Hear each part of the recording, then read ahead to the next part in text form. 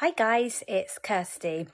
In today's video, I want to offer some tips from my own experience about when we find ourselves at a bit of a plateau in our recovery journey. So when we might find that after a period of making progress, we've had a few weeks or even a few months where we feel like our progress has halted, and although we had made improvements, we maybe have kind of not seeing any further improvements past that point. So I want to offer some kind of tips and advice about that. But before I go into that, I would like to ask, please do subscribe by clicking on the subscribe button below in order to stay up to date with new videos as they're released. So just to kind of reiterate what I mean when I say a plateau, I mean that you've been working on your recovery for a while, and it might be that you've found yourself going through periods at other points in your recovery where you feel like you've plateaued. And it's where you may have had a period where you've been making continuous progress, and maybe, you know, over a period of weeks or months, you find that you're noticing that you're having more and more better days within that week or that month, or even if it's hour to hour, more better hours within like today than yesterday, for example. But then you might find yourself in a period where you're coping a lot better than you were before. Your quality of life is a lot better. You're getting out and about, you're managing things, and you're maybe feeling like you're living more of a normal life than you had been prior to working on your recovery. Your anxiety's dropped, maybe you're sleeping better, maybe your appetite's returned, and maybe you've cut out obvious physical compulsions, and you just can't work out, okay, I've cut out my compulsions, but why have I reached this point now where why have I had several weeks or months now when I feel like I've not progressed?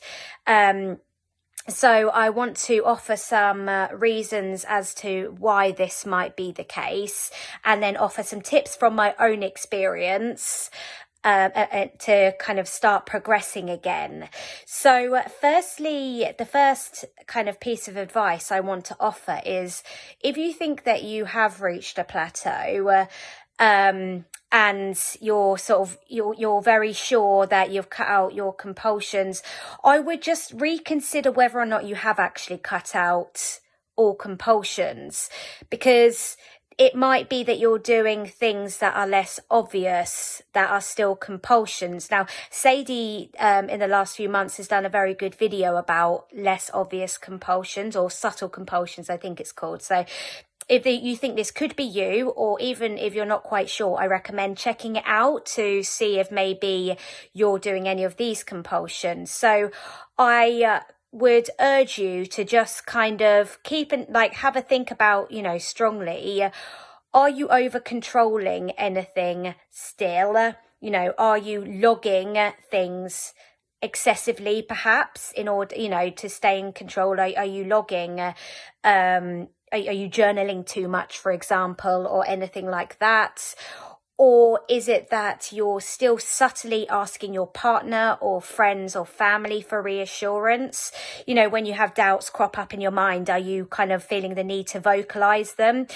If so, I would recommend that you try stopping that for a couple of weeks and seeing if it makes you feel uncomfortable. If it makes you feel uncomfortable after stopping it, then that was probably a compulsion. So I would just, try and keep a handle on that. Also, I'd like to ask, are you still ruminating? The answer is likely to be yes, because ruminating is a pretty hard compulsion to stop. I've just done a video myself about why it's so hard to stop, and discuss the fact that it's something I have to keep an eye on now in order to maintain my recovery. But in other areas of my life, I could still kind of emotionally disturb myself about things if I get too stuck into the rumination cycle. So the ruminating is a tricky one to kind of get a handle on. But if you find yourself going into analysis in your mind regularly, this is probably what's keeping you stuck in the loop. And it might be that if this is the case, you might need to do more disputing on your irrational beliefs, because the ruminating, if it feels like it's uncontrollable to you and you are still doing it, it's because you're still really scared of something and still trying to over control a situation in your mind that you think you should be afraid of. So continuing on from this theme of trying to kind of force acceptance and kind of force recovery, another thing I want to ask you to just think about is, are you still searching for that magic thing that's going to get you recovered? Are you still kind of over researching what you need to do, even though maybe you were onto some, a decent thing with the recovery work that you were doing, you had made some progress, but because you had found a period where you had plateaued, did you then panic and think, oh, what else do I need to be doing? Oh, yes, I've heard about this magic supplement, or this other type of meditation that I should be doing that is going to be the one thing that gets me to that bit further? Or am I looking for that one extra piece of knowledge about OCD that I can remember each time I'm having a spike, that will get me unstuck, so I don't, that will magically give me insight again that I get when I'm not in a spike, so I know that it's, it's just my OCD again? Have you been scrambling around searching for that, that one extra sort of thing that's going to push you along? Or have you been desperately scrambling around for the next great exposures or anything like that to get you more recovered? Have you been doing too many exposures, perhaps? Have you been, obsessing about your exposures or anything like that? Because all of these things, they can keep us stuck in an OCD fear cycle and keep us in the loop, because it's sending a message to our brains essentially that we can't stand the OCD suffering. We'll literally do whatever it takes to get out of it because it's so awful, we can't bear it. And of course, most of us would say, well, we would do whatever it takes to recover from OCD, because of course we would. But what another thing that helps us to get to a higher level of recovery from OCD is our perspective on OCD itself. There's actually a playlist on this YouTube channel called Perspectives, the importance of perspectives or something like that.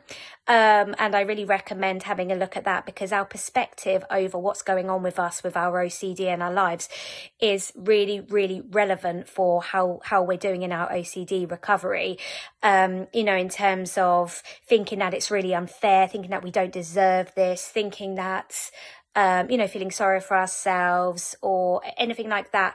These things are natural feelings and thoughts to have, but they're all irrational, because things like deservingness and fairness are ideas that society has made up. And again, there are other videos on this channel that talk about, the language that we use of ourselves and how that can lead to kind of more irrational thinking as well. And that touches on ideas such as deservingness and fairness. But perspective on our OCD is really important, and not fearing OCD. And of course, as we educate ourselves more about it, we get better at not being afraid of the symptoms, and we start to learn more about where OCD can catch us out, so we can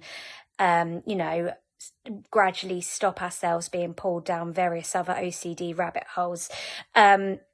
But the fear of OCD and the sort of being absolutely petrified of not recovering any further than we already are is part of what keeps us in a loop. So think about whether or not you need to do some disputing about fear, essentially, that we call it, where we're now not even as afraid of the worst case scenario in our original theme or themes.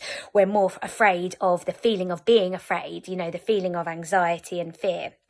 And lastly, my last tip is the opposite of what I've just said about trying to force acceptance, trying too hard to recover, trying too hard to find all these, recovery bits. I want to ask you, have you taken your foot off the gas with your cognitive work or your exposures? If you're perfectly honest with yourself, did you start to essentially with what we would call coasting? Did you get kind of comfortable coasting? Because obviously just a little bit of progress in our recovery is a real big increase in quality of life compared to where we would have been. We all know that, because OCD, when we're at our very worst, it's like sometimes you feel like you can't even function. So then you're so grateful when you start being able to function again, that sometimes it could be very easy to think, I just don't want to think about OCD any more today than I already get with my obsession, so I just want to leave it. But the problem is that day can lead into 2 days, which can lead into a week, which can lead into a fortnight, and then a month. And that's why it's quite important when you're doing your your recovery work and you're doing your cognitive work and disputing and that and all of that, you do it in a set time that you've given yourself, and then the rest of the day you come away from it. And as I said, try not to engage with the thoughts the rest of the day as best you can. So, where you find yourself ruminating, try to stop it. If you're finding that it is uncontrollable, what are you trying to work out there? And I think it's time that you kind of maybe go a bit harder on your disputing of irrational beliefs again. Even if you feel like, oh, but I know I'm not scared, keep at it. And don't worry if you feel like you're working on it and it's not going in. Don't try and almost force it. Keep working at it, even if you feel like it's not going in, because it will be. This is the thing. We feel like you want to know for certain that these new rational beliefs are going in, that you're taking in everything, that you're disputing in everything. And there's no way of knowing that for certainty. That's because we're afraid of not recovering. We want to know for definite that we want to get recovered. And that's why we worry that, it's not all necessarily working or going in when we're doing our disputing. So if you're still doing these mental compulsions, then it might not just be ruminating, it might be mental checking or something. And it might be that you're checking before you even realize you're checking, whether that's, a memory or feelings or something like that.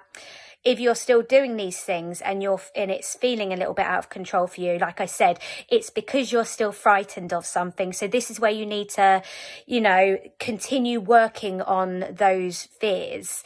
Another thing that I want to just offer some advice on, very much from my own experience with the plateauing, is be honest with yourself. Do you think you might be trying to force acceptance? Are you in your mind, when you do have intrusive thoughts, kind of thinking, oh yeah, it is true. This is a situation and I need to just be okay with it. So how can I be okay with it?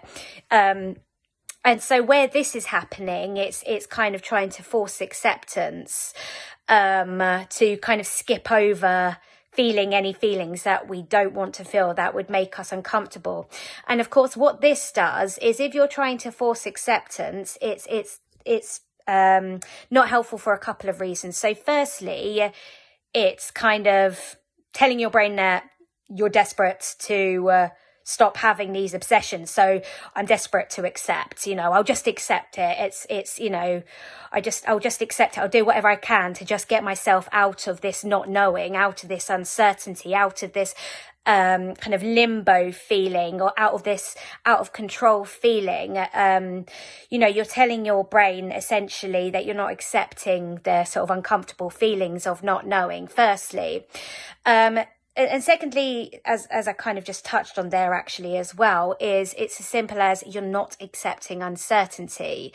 And accepting uncertainty is one of the biggest parts of OCD recovery. Certainly not the only part of it, but it's a big part of it. And if you're jumping all over your obsession, saying, I accept it, that's true, I'll just go with it, you're not accepting uncertainty, because what we really want to be doing is leaving the question open in our minds.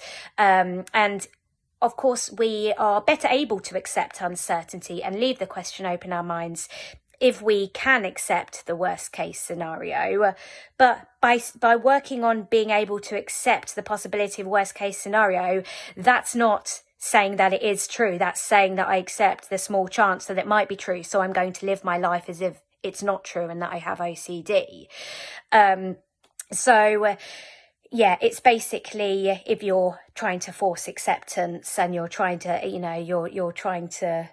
you're basically saying it, oh, this is happening. I'm accepting it. Done my my disputing of rational beliefs.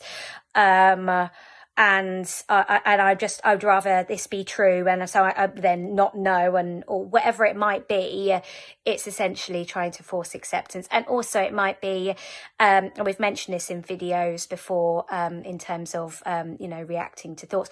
It might be that you're jumping on the thoughts as soon as they come in, saying, yeah, it's true, I can accept this, and you're trying to do your disputing in the moment when the thoughts come in, instead of sticking to a set amount of time each day where you focus on your disputing, and then coming away from that for the rest of the day with the view that you want to try and not engage with your obsessions the rest of the day. Because of course, when you jump on your thoughts, desperately trying to dispute them as and when they come in, you're shining a spotlight on them and giving them attention. So you're giving your brain more reason to keep sending them, because you're still saying these thoughts are really, really important.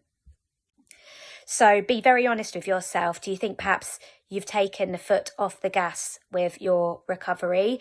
Did you maybe have a period where you were trying too hard to recover, so you left it?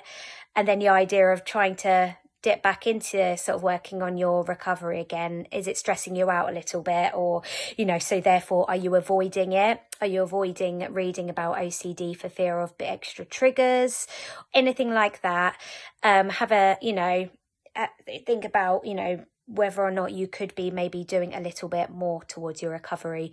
Or have you been working as hard on your disputing? Did you find that maybe you were working hard with your disputing, got a bit better, then you stopped getting better, and then you gave up? Because the key here is that we don't want to be giving up. OCD recovery is hard. It just is hard. If it wasn't hard, it wouldn't be the condition that it is. It is something that we have to continuously work on. It involves a real change in mindset, not just in terms of the mindset that we need to start thinking more rationally, but the mindset in terms of how we talk to ourselves. And don't wait for the feeling of motivation, just do it. Doing the action is the thing that sparks the motivation. So, basically doing the things that we don't necessarily want to do, deliberately making ourselves uncomfortable, doing all the things that human beings naturally don't want to do, that our brains don't want us to do, because our brains don't want us to be comfortable. Our brains don't want us to be uncomfortable. Although actually I say that OCD makes us feel like our brains do want us to be uncomfortable most of the time, but it's all in order to keep us safe from our brain's perspective. So I hope this video has been helpful if you have found yourself feeling like you're kind of plateauing in your recovery, in terms of listing some of the possible reasons and giving some tips. It's certainly something that I've felt at various times, and it's made me feel impatient with myself as well. But give yourself some compassion, because beating yourself up is exactly what OCD would want you to do, because OCD doesn't want you to unconditionally accept yourself. And it's good to unconditionally accept yourself, because you can reduce your, any kind of suffering in life massively by being able to accept yourself and your, ability as a human being to make mistakes, and your right as a human being to make mistakes. And so if there is something in your recovery that you're not doing right or anything like that, naturally that's going to happen, because it's all a learning process. So I hope this video has been helpful, and thank you for watching. Take care. Bye.